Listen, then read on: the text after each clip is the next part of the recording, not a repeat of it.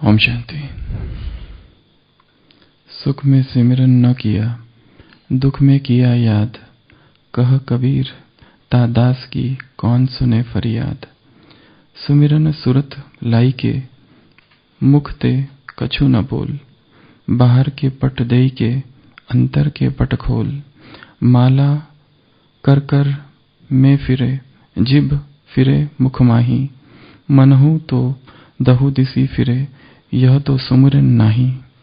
जाप मरे अजपा मरे अनहद भी मरी जाए। सुरत समान शब्द में तही काल नहीं जाए। तू करता तू भया मुझ में रही न हूँ। वारी तेरे नाम पर जित देखूं तित तू। माला तो फेर रहा है योगी, परंतु बुद्धि भटक रही है। ऐसी माला फेरना कोई जाप नहीं। जाप वो जो क्या बन जाए, अजपा। जप करते करते करते करते जप की एक अवस्था है जहां शब्द खो जाते हैं। उन शब्द को खो जाना अर्थात अजपा जाप हो जाना। आज की जो साकार मुरली है उसमें मातेश्वरी जी के महावाक्य है और मम्मा ने अजपा जाप की परिभाषा दी है। क्या कहा है? अजपा जाप की क्या परिभाषा दी है? कौन मुरली सुनकर आए? हाँ, मुरली सुना कर आए। तो मम्मा ने अजपा जाप की क्या परिभाषा दी है? मैं आत्मा हूँ, परमात्मा की संतान हूँ। इस सिमरन में रहना ही क्या है? मैं ज्योति बिंदु आत्मा हूँ, तुम भी मेरे समान ज्योति बिंदु हो। ये सिमरन ही क्या है? अजपा जाप है। एक दूसरी परिभाषा, आत्मा समझकर उस परमपिता परमात्मा को याद करना, उसकी याद में रहना, मुख से बिना कुछ बोले, ये है अजपा जाप। इसे जो ये कहेंगे उसे क्या कहेगा? योगी और योगिनी। उसकी याद में रहना, मुख से कुछ भी बोलने की आवश्यकता नहीं, वो है अजपा जाप। तो आज हम थोड़ी सी चर्चा अजपा जाप की करेंगे। महात्मा बुद्ध एक कहानी सुनाते थे जिसमें वो कहते थे कि एक बार 8 लोग नौका विहार के लिए गए। नाव पर चढ़े और एक किनारे से दूसरे किनारे गए और वो किसी तीर्थ यात्रा पर जा रहे थे और उस नाव ने उनकी मदद की उस नदी को पार करने में। और वो जब उस किनारे उस तट पहुंचे तो आठों के आठों लोग उस नाव को उन्होंने बाहर निकाला और उन 8 ने उस नाव को अपने सिर पर पकड़ा और चलने लगे गांव में। क्या किया उन्होंने? 8 लोगों ने नाव को अपने सिर पर उठाया, 8 ने, कोई 3-2 पीछे ऐसे करके, और गांव में चलने। लोगों को आश्चर्य लगा। उन्होंने कहा, ये नाव को क्यों उठाए जा रहे हो? तो उन्होंने कहा, नाव का कितना उपकार, तो हमें नैया पार कराई, नदी पार कराई। ऐसे थोड़ी ना हम छोड़ देंगे। हम तुम जैसे अउपकारी नहीं, अकृतज्ञ नहीं है। वो अहोभाव, वो ग्रेटिट्यूड का भाव है कि जिसने हमारी मदद की हम उसको भी तो लेके चले। इसलिए इन रिटर्न हम इस नाव को अपने साथ उठाकर ले चल रहे हैं। तो इन्हें ज्ञानी कहा जाएगा या मूर्ख? वैसे ही जप, मंत्र, तंत्र, ये सब किसके लिए है? उस को पाने के लिए। वो यहाँ है। ये सब साधन है, साध्य नहीं। परंतु साधन को ही साध्य समझ लेना, उसी में ही फंस जाना, उसी की ही पूजा करने लग जाना, ये मूर्खता है। तो मंत्र तुमको दिया था राम राम राम राम राम, उस मंत्र में ही फंस गए। मंत्र ही बंधन बन गया, मंत्र ही वो नाव बन गई, और वही रटते जा रहे, वही रटते जा रहे, वही रटते जा रहे। ये तोता रटन, वो हो सकता है कोई समान भी हो सकता है कि उस समान को ही रटते जा रहे, रटते जा रहे, रटते जा रहे, रटते जा रहे। रटने से नहीं होगा, उसके स्वरूप में स्थित होना है। कल की मुरली में क्या था? मेडल को क्या करना है? प्राप्त तो तुमने बहुत किए, अब क्या करना है? धारण करने हैं उन मेडल को। कम से कम कितने? 108। 108 छोड़ो, एक ही धारण कर लो, तो उस एक में 108 समा जाएंगे। तो जपा जाप, 2 प्रकार के जाप है। गीता में जाप जप यज्ञ का वर्णन है। एक है ज्ञान यज्ञ, एक है जप यज्ञ। जप साधन है, परंतु सभी दुनिया में यह जप एक जैसे माया ही बन गई। हर धर्म में बताया गया है जप की महिमा। प्रायश्चित में एक मार्ग जप है, प्रायश्चित करने के लिए जप करो, परंतु व्यक्तियों ने उसे क्या कर दिया? केवल रटन, केवल रट रहे हैं जोर जोर से, जोर जोर से, उससे कुछ नहीं होने वाला। तो जप 2 प्रकार के हैं। एक है जिसमें ध्वनि है और दूसरा है ध्वनि रहित। एक है जिसमें शब्द है, दूसरा है शब्द रहित।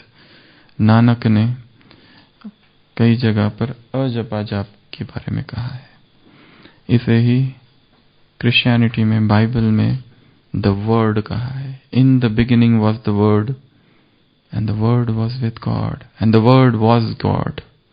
शुरुआत में केवल शब्द था, बस वो शब्द ही संसार बना।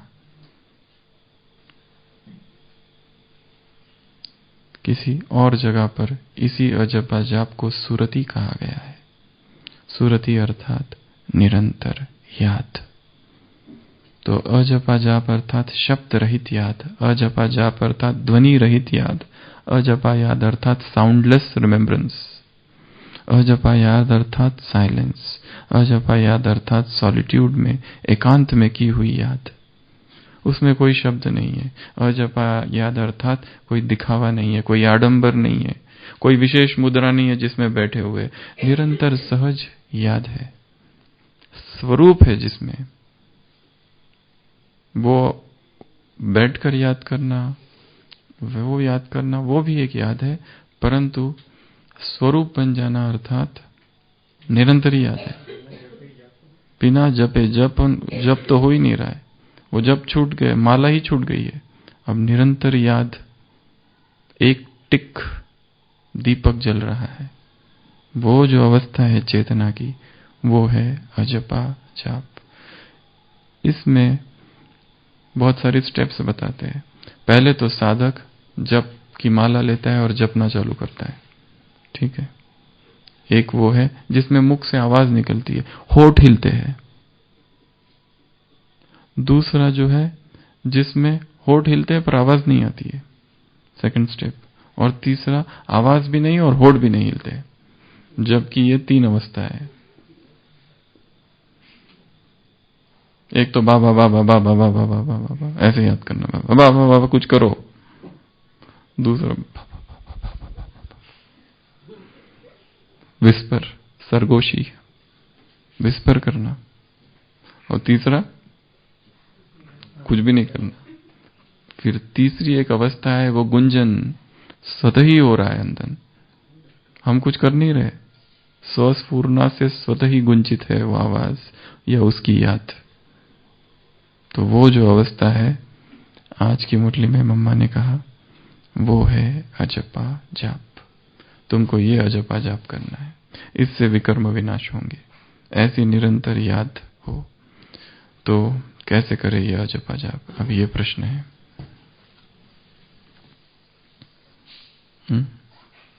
क्या किया जाए जिससे निरंतर याद रहे? मंजू बहन, मौन रहने का। मौन रहना जरूरी नहीं है कि अंदर बाबा की याद ही रहेगी। Attention, attention. जो जप करते हैं उनका नियम होता है कि इतने बार जप होना चाहिए। वो हरे कृष्णा वाले, उनके पास में माला होती है, हाथ अंदर रहता है और निरंतर जप करते रहते। इधर बात करना चालू है, इधर जप चालू है। निरंतर उनका ध्यान है कि मुझे इतने राउंड पूरे करने ही है। सुबह 5 बजे से पहले इतने राउंड होने चाहिए। वो हरिदास ठाकुर था, उसने व्रत लिया था एक दिन में कितने लाख, 3 लाख। हाँ, 3 लाख करने हैं पूरे एक दिन में, 3 लाख बार माला। कितना बड़ा व्रत है, महाव्रत। तो यहां पर भी हमको भी पहला तो अटेंशन, कोई व्रत जैसा लेना पड़ेगा। और क्या करेंगे? समझ और चेकिंग और ट्रेन करना पड़ेगा स्वयं को, और केयरलेसनेस से बाहर आना पड़ेगा। इसके पहले एक क्लास में हमने याद के प्रकार गिनाए थे ना, हमने चर्चा की थी बहुत पहले। हाँ, 21 नहीं, 24 21 नहीं। भगवान के 24 अवतार है भक्ति मार्ग में। तो सबसे पहली याद है परिचय वाली याद, परिचय वाली याद और संबंध वाली याद। परिचय और संबंध के आधार पर याद। परसों की मुरली में था, बाप से हर संबंध जोड़ने की क्या करो? अभ्यास करो, प्रैक्टिस करो। और कल था, बाकी सभी आत्माओं का संबंध, कनेक्शन बाप से जुड़ाओ। तो जितना परिचय गहरा होगा उतनी याद गहरी होगी। जितना हमने उसको गहराई से जाना होगा उतनी ही हमको याद गहरी होगी। यदि हमने उसे जाना ही नहीं, दूर दूर से जाना है, तो उसकी याद कहाँ रहेगी? बहुत गहराई से उसको हमने जाना है, उसकी हर बात को जाना है, समझा है, तब उसकी याद भी गहरी होगी। तो सबसे पहली याद कौन सी है? परिचय वाली याद। दूसरी याद सुशील भाई मिल गया? पहली परिचय और संबंध वाली याद। दूसरी आएंगे उस पर, बहुत सारे हैं, वो आगे है। दूसरी हाँ, वो भी है। तो अलग अलग प्रकार की यादें हैं। दूसरा, पहला परिचय और निश्चय वाली याद। परिचय कितना है और उस पर निश्चय कितना है। दूसरा संबंध वाली है कि कितने उससे संबंध जोड़े। तीसरी प्राप्ति वाली याद, उससे हमने कितना प्राप्त किया है, कितना उससे लिया है, और उससे जो लिया है उस ली हुई चीजों की याद है कि ये उससे मिला है इसलिए याद ज्यादा है। जैसे कोई व्यक्ति है, उसको कोई दूसरा बहुत कुछ देता है तो निरंतर याद रहती है कि उसने मुझे इतना सब दिया, मैं तो कुछ भी नहीं था, उसने मुझे ये सारी चीजें दी थी। तो ये 3 प्रकार की यादें हैं। पहली परिचय, तो अगर याद को निरंतर करना है, अजपा करना है, तो परिचय को गहरा करना पड़ेगा। और भगवान को जानना, कैसे जानेंगे उसको? भगवान को कैसे जानेंगे? उसने जो कहा है वो पढ़कर। वो खुद ही बता रहा है मैं ऐसा हूं, वो खुद ही कहता है मैं ये हूं, मैं वो हूं, मैं ऐसा हूं, मैं वैसा हूं, मैं ना गुड्डी हूं ना गुड्डा हूं, मैं निराकार हूं। वो खुद ही कहता है, अपना परिचय खुद ही बैठकर दे रहा है। मैं ना हिंदू हूं ना सिंधी हूं मैं बिंदी हूं तो वो खुद ही अपना परिचय बैठकर दे रहा है। उसके लिखे हुए महावाक्यों का अध्ययन करने से उसको जान सकेंगे। जैसे कल कहा ना, चाहे ट्रेन में हो चाहे बस में हो, बाप को याद है। कहीं पर भी तुम हो, बाबा को याद है। तुम यहाँ इस बार शांतिवन में हो या मधुबन में हो, वो भी उसको पता है। लोकेशन उसको पता है। उसके पास जो क्या कहते मैप है, गूगल मैप, वो डिवाइन मैप है उसके पास। जैसे ही वो तुमको देखता है, पूरा आ जाता है तुम कहाँ हो, एरिया सब दिखाई देता है उसको। यहां से इतना किलोमीटर, ये इतना किलोमीटर, वो उसको सब पता है। तो उससे कुछ भी छिपा हुआ नहीं है। तो उसके परिचय को गहरा करना है। उसके लिए क्या करना पड़ेगा? उसके महावाक्यों का अध्ययन करना पड़ेगा, स्टडी करनी पड़ेगी कि उसने आज ऐसा ऐसा कहा, वो ये कह रहा है, ये उसका मन है। Study mind of God. तो पहला परिचय और निश्चय उसके ऊपर कि वो आया है। दूसरा संबंध, कितने उसके साथ संबंध हमने जोड़े हैं, ऊपर ऊपर से जोड़े हैं, सब जोड़े हैं, एक जोड़ा है या दो जोड़े हैं या सभी जोड़े हैं, कैसे जोड़े हैं संबंध उसके साथ, और वो संबंध भी कितने गहरे जोड़े हैं। तीसरा प्राप्ति में वरदान हो सकते हैं, प्राप्ति में स्वमान हो सकते हैं, वो जो मिला है उसको धारण करना है।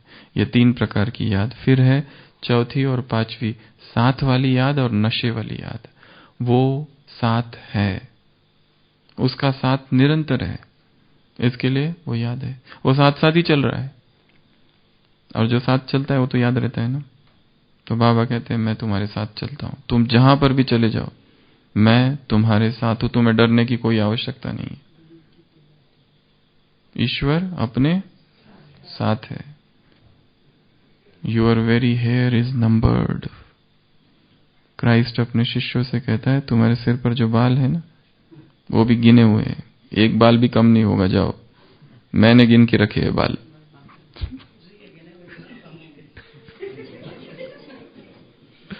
तो कुछ भी नहीं होगा। ये विश्वास, ये निश्चय कि वो मेरे साथ है तो कुछ भी नहीं होगा। मेरी सुरक्षा का दायित्व उसका है। योगक्षेमं वहाम्यहम्। नशे वाली याद, कल भी बाबा ने कहा था क्या? नशे में रहो। किसके नशे में? नाम के नशे में नहीं। किसके नशे में? मेडल के नशे में। हमको इतने मेडल मिले इसके नशे में, परंतु वो मेडल के साथ क्या होना चाहिए? कौन सा सर्टिफिकेट? निमित्त और निर्माण के सर्टिफिकेट सहित नामी ग्रामी बनो। बिना उसके नामी ग्रामी नहीं बनना। तो नशे वाली याद, उसके बाद में प्यार वाली याद, डर वाली याद, पुकार वाली याद और उपकार वाली याद। सबसे पहले प्यार में मगन होने वाली याद। इसलिए नहीं कि उसने हमको ये दिया इसलिए प्यार कर रहे, कुछ भी नहीं दिया, ना ही कुछ चाहिए, वैसे ही प्यार है। Love for love sake, love for love sake's, कुछ भी रिटर्न में कुछ भी नहीं चाहिए। No expectations, no desires. वो कुछ दे तो हम उसको प्यार करें नहीं। प्यार हमारा स्वरूप है, स्वभाव है। आत्मा का स्वधर्म है परमात्मा से प्यार करना, और बिना परमात्मा के प्यार के आत्मा रुखी सुखी है। तो प्यार वाली याद। फिर डर वाली याद। डर वाली याद चाहिए क्या धीरज भाई? डर वाली याद चाहिए, थोड़ी तो चाहिए, पर कुछ कुछ धर्म केवल डर पर ही निर्भर है। पर यहां पर भी बाबा भी डराता है बीच बीच में। धर्मराज तो थोड़ा तो डर चाहिए, लोकलाज, लोकपवाद, तो डर वाली याद वो भी एक याद है। उसके बाद पुकार वाली याद। दुख है, चिंता है, भय है, कोई विपदा है, ग्रहचारी है, तब आत्मा आर्त पुकार निकले हृदय से। देहधारियों के लिए नहीं, उसके लिए वो भी याद है। ऐसा नहीं कि भक्ति मार्ग जैसे उससे पुकार रहे, वो ऐसा नहीं, उसकी ही याद आ रही है स्वतः, तो वो भी पुकार वाली याद है। उसके बाद उपकार वाली याद, उसने ये दे दिया, उसके उपकार, इतना सब उसने दिया है, इसलिए उसकी याद। और ये सभी याद है, इनमें एक सूक्ष्म ध्वनि है जो सुनाई नहीं देती। अनहद नाद है इसमें। 2 प्रकार की ध्वनि है सृष्टि में, एक है आहत फ्रिक्शन से, और दूसरा अनहद या अनआहत नाद, नॉन फ्रिक्शन। और ये जो ध्वनि होती है उसमें बहुत पावर होती है।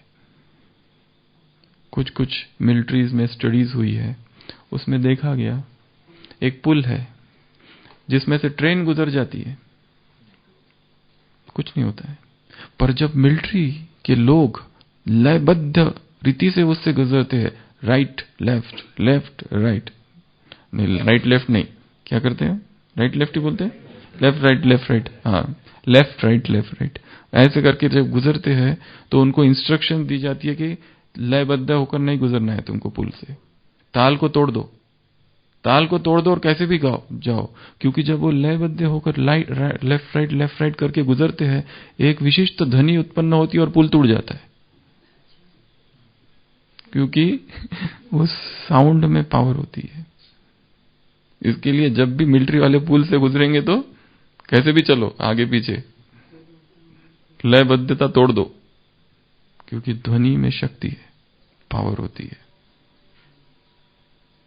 ध्वनि में शक्ति होती है कि मौसम को बदल दे, ध्वनि में शक्ति होती है दिए जल जाते हैं, तानसेन और वो सारे बैजू बावरा। ओम की ध्वनि वो ध्वनि है जो सबसे नियरेस्ट है भगवान के पास, इसलिए तो ओम का निर्माण किया गया।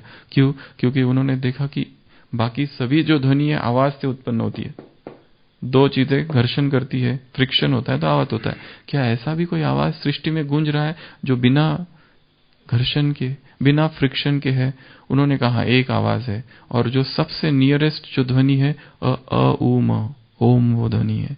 और फिर लोगों ने कहा ये ओम ही भगवान है, और ओम के 1000 इंटरप्रिटेशन, 1000 अर्थ बताए अलग अलग रीति से। तो ध्वनि में शक्ति होती है। ये जो ध्वनि है, एक ध्वनि तो कहा कि जो आवाज वाली है उसमें तो पावर है ही, पर जो दूसरी है बिना आवाज की उसमें तो 100 गुना अधिक पावर है। इसके लिए याद जो ध्वनि रहित है उसमें बहुत पावर है, जो अजपा जाप है उसमें बहुत पावर है। और इसके लिए संगठित अगर याद करे सबके सब, तो पुल को तो टूटना है। अगर चाहते हो कि पुल बचे तो अलग अलग याद करो, कोई इधर बैठो कोई उधर बैठो, कोई इधर कोई अपना अपना योग करो, पर यदि सभी को एक ही संकल्प दिया जाए, एक ही पावरफुल संकल्प कि मैं विश्व कल्याणकारी आत्मा हूं, एक ही संकल्प सबको दे दिया जाए और सबको कहा कि 1 घंटे बस इसी का संकल्प, इसी का चिंतन करो, योग करो, इसी पे स्थित हो जाओ, तो संगठित ऊर्जा और ध्वनि उत्पन्न होगी अजपा जाप की, और फिर वो पुल चरमराने लगेगा और गिर जाएगा। अब कौन सा पुल? कलयुग का पुल। बाबा के एक सुंदर महावाक्य ऐसे ही याद आ रहे पुल के विषय में, बच्चे तुम्हें ब्रिज बनना है, दिलों को जोड़ना है, तुम्हें बैरियर नहीं बनना है। सुने ये महावाक्य, बहुत सुंदर बाबा के महावाक्य है, बच्चे तुम्हें पुल बनना है जो दिलों को जोड़े, बैरियर नहीं बनना है, तोड़ नहीं देना है दिलों को, पुल बनना है। तो ये थी उपकार वाली याद, अर्थात उपकार तुम्हारे ओ बाबा किन शब्दों में मैं गाऊं, इस दिल ने जो पाया है मैं कैसे मैं समझाऊं, गीत है। तो उपकारों का चिंतन करना ये भी याद है, तूने ये दिया है, वही याद नहीं है कि मैं आत्मा हूं और वो परमात्मा है और हम परमधाम में हैं और कंबाइंड है, वही नहीं। उपकार यहां तक पहुंचा दिया, मधुबन तक तेरे उपकार, निर्विघ्न यहां तक आ गए, निर्विघ्न तपस्या चल रही है, उपकार, हर चीज के लिए उपकार। ओके, अहोभाव, धन्यवाद, थैंकफुलनेस, ग्रेटिट्यूड। विदेश में एक जर्नल रखते, ग्रेटिट्यूड जर्नल, एक जर्नल जिसमें लिखो, सुबह से लिखे धन्यवाद सूरज उगा, धन्यवाद सूरज, चांद सितारों धन्यवाद, पेड़ पौधों तुम्हारा धन्यवाद, पत्नी पति बच्चे तुम्हारा धन्यवाद, सबका धन्यवाद। तो ये हो गई 9। फिर है 10वीं याद, उपकार वाली, उल्हाने वाली याद। बाबा को उल्हाने भी बहुत पसंद है बच्चों के। उस दिन था एक मुरली में, 2-3 हफ्ते पहले, संडे की मुरली, बच्चे बाप को बच्चों के उल्हाने भी बहुत पसंद है। तो उसको उलाने देना। कौन से उलाने देंगे आरती बहन बाबा को? कौन से उलाने देंगे आशीष भाई? साकार में क्यों नहीं मिले? पहले क्यों नहीं बुलाया? इतना लेट बुलाया, पहले चाहिए था हमको। और क्या उलाने देंगे निखिलेश भाई? हाँ पहले आधे तो बाबा के साथ जंगल में खाने के लिए जाते, और क्या उलाने देंगे?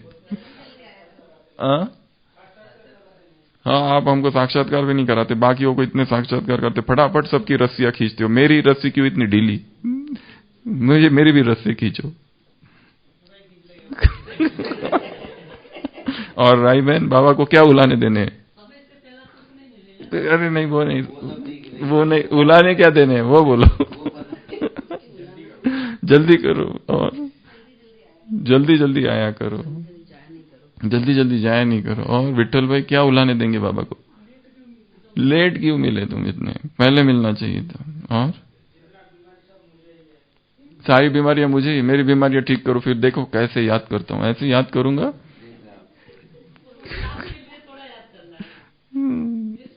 और विनोद भाई कैसे उलाना, क्या दोगे बाबा को? भजन की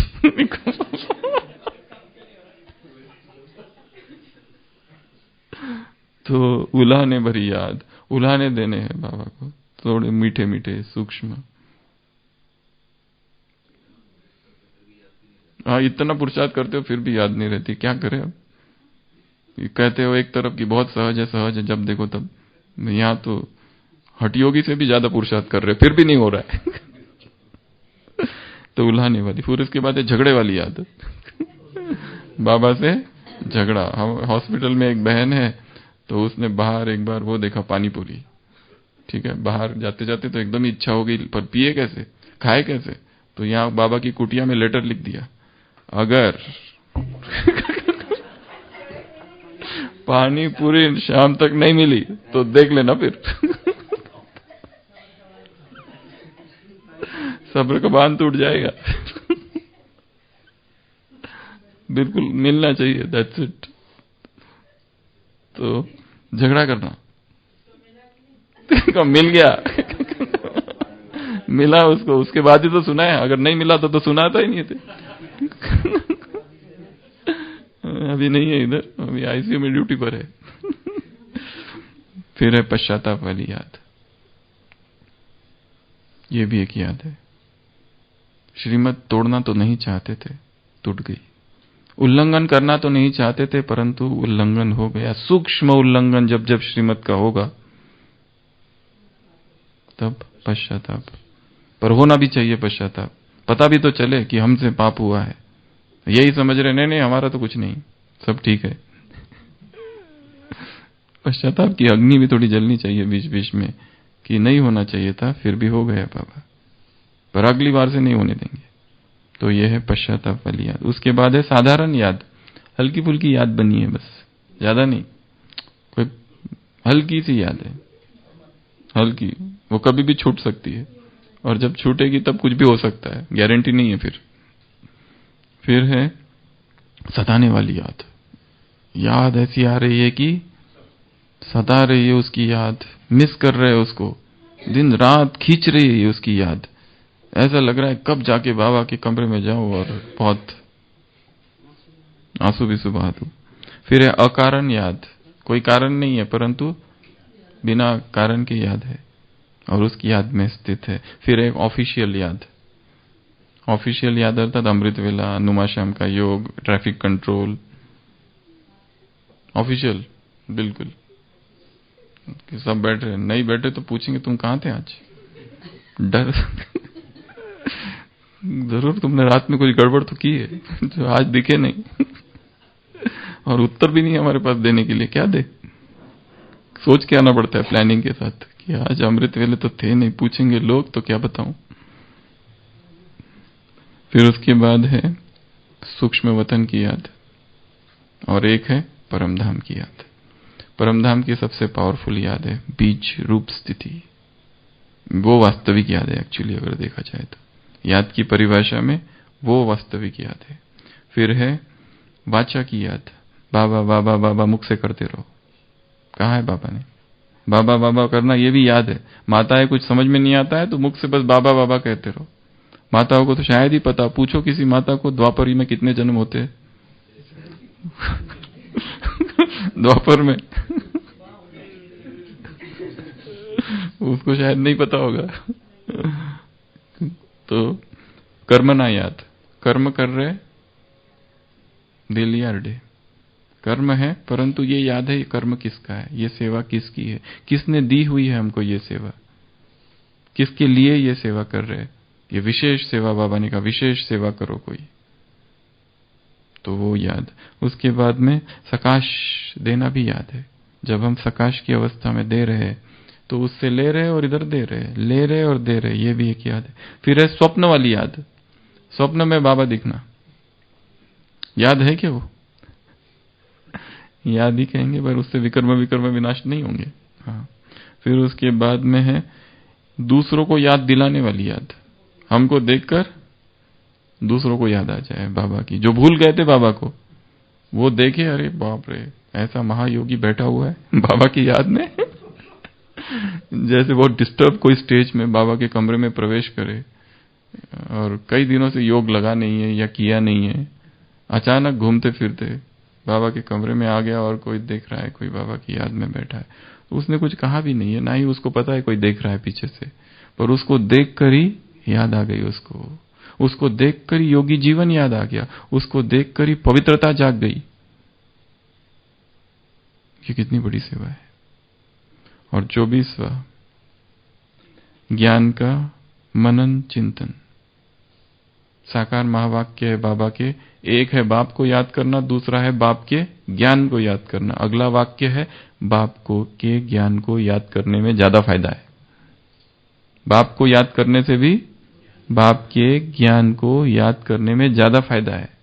ये साकार महावाक्य है बाबा के। तो ऐसी ये 24 प्रकार की यादें हैं। कौन कौन सी? परिचय वाली याद, संबंध वाली याद, प्राप्ति वाली याद, साथ वाली याद, नशे वाली याद, पुकार वाली याद, उपकार वाली याद, झगड़े वाली याद, उल्हाने वाली याद, परमधाम की याद, सूक्ष्म वतन की याद, सकाश वाली याद, स्वप्न वाली याद, पश्चाताप वाली याद, स्वप्न वाली याद, कर्मना वाचा मनसा वाचा कर्मना याद, याद दिलाने वाली याद, सताने वाली याद। तो ये अलग अलग प्रकार की चिंतन वाली याद, अलग अलग प्रकार की यादें, ये याद निरंतर रहे, इसको कहेंगे अजपा जाप। तो मम्मा ने क्या कहा आज?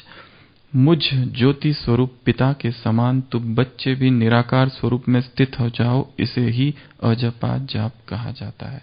मुझ ज्योति स्वरूप पिता के समान तुम बच्चे भी निराकार स्वरूप में स्थित हो जाओ, मतलब बीज रूप स्थिति, मतलब परमधाम की स्थिति, मतलब वो ज्वालामुखी योग, वो है अजपा जाप। अजपा जाप माना कोई भी मंत्र जपने के सिवाय नेचुरल उस परमात्मा की याद में रहेंगे, इसको ही पूर्ण योग कहते हैं। इसको क्या कहा जाता है? संपूर्ण योग, बिना कोई मंत्र जाप के नेचुरल स्मृति स्वरूप की अवस्था जो है वो है अजपा जाप। योग का मतलब ही है एक ही योगेश्वर परमात्मा की याद में रहना। तो अपने को आत्मा समझ परमात्मा की याद में रहना, यह है सच्चा ज्ञान। इसी ज्ञान से ही योग लगता है। मुरली की लास्ट लाइन, इसी ज्ञान से ही योग लगता है। तो ज्ञान चाहिए, योग बाद में। तो ऐसा निरंतर अजपा जाप चलता रहे। ओम शांति।